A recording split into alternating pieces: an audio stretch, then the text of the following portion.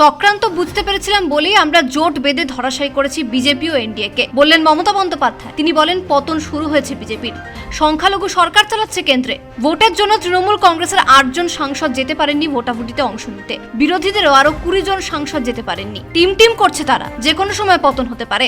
বলেছিলাম ওদের পতন হবে, পতন শুরু করে দিয়েছি গতকাল থেকে। দেখেছেন তো, মুখে ঝামা ঘষে দেওয়া হয়েছে।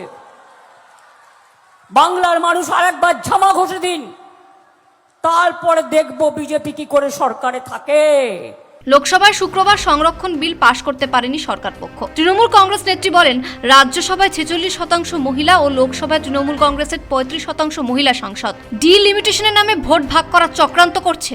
এরপর চেয়েছিল ডিলিমিটেশন, ভাগাভাগি করবার, ঘ্যাচাং ফু।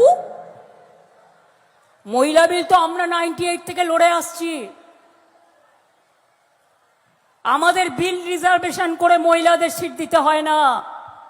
আমরা 50% রিজার্ভেশন করেছি পঞ্চায়েতে, মিউনিসিপ্যালিটিতে।